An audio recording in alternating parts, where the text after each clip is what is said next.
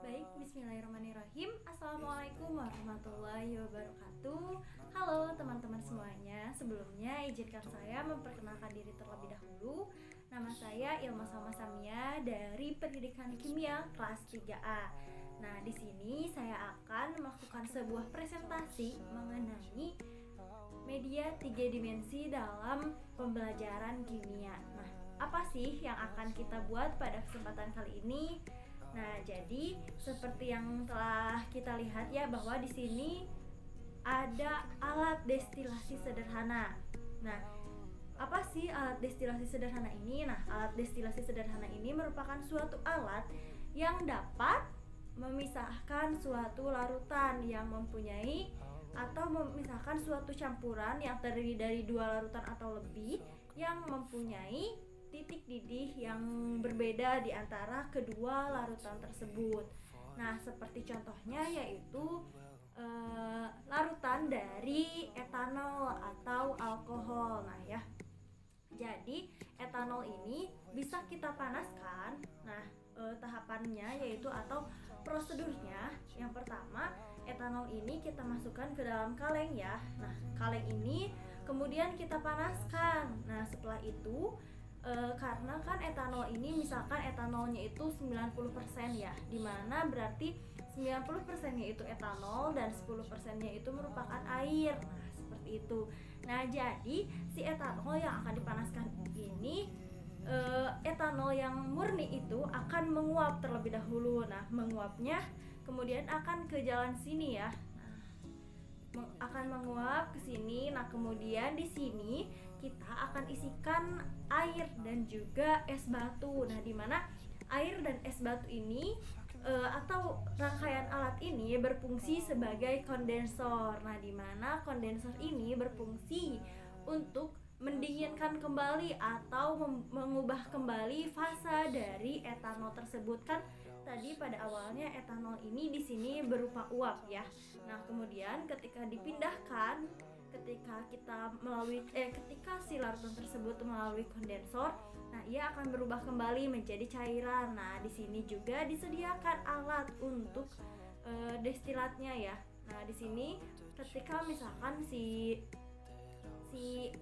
kita sudah mendapatkan etanol yang murni dan telah melalui kondensor, nah etanol tersebut akan kesini ya, akan masuk ke wadah sini untuk etanol murninya gitu, sedangkan air akan tetap berada di dalam sini. Jadi maka dari itu si suhu dan juga panasnya itu harus tetap terjaga. Nah, seperti itu. Nah, jadi ini merupakan suatu alat atau suatu rangkaian alat destilasi sederhana. Nah, ini merupakan alat yang bisa membantu kita ya, khususnya ketika kita di rumah gitu. Jadi alat destilasi ini bukan hanya ada di laboratorium, tapi kita juga bisa membuatnya sendiri di rumah. Nah, dengan alat dan bahan seperti ini ya, yang telah kita lihat bersama ya, bahwa seperti kaleng, kemudian pipa ini gitu ya, pipa akuarium, kemudian kaleng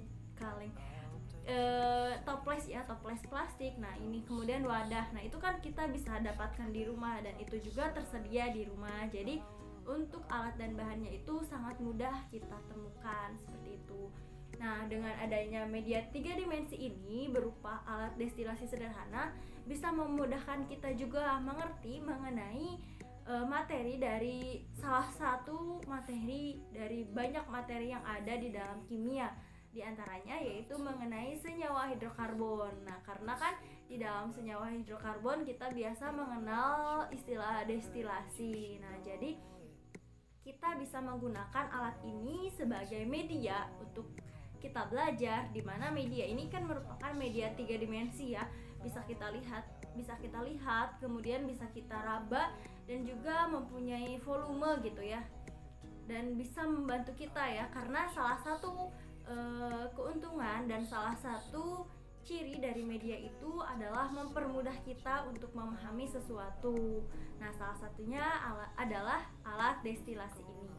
Cara merangkai alat ini, yaitu alat destilasi sederhana ini, kita cukup menyiapkan kaleng, yaitu bisa kaleng bekas ya. Nah, kita lubangi kaleng ini di sini supaya bisa menjadi menjadi jalan untuk pompa ini, untuk selang ini ya. Nah, kemudian di sini juga kita sediakan toples. Nah, untuk toples ini kan untuk kaleng dibolonginya di sebelah sini ya. Nah, sedangkan untuk toples kita lubangi di atas dan juga di bawahnya. Kenapa seperti itu? Karena kan nanti kita akan melewati ini disebut kondensor ya. Barusan sudah dijelaskan bahwa ini merupakan kondensor. Nah, di sini kita akan melewati ini seperti itu.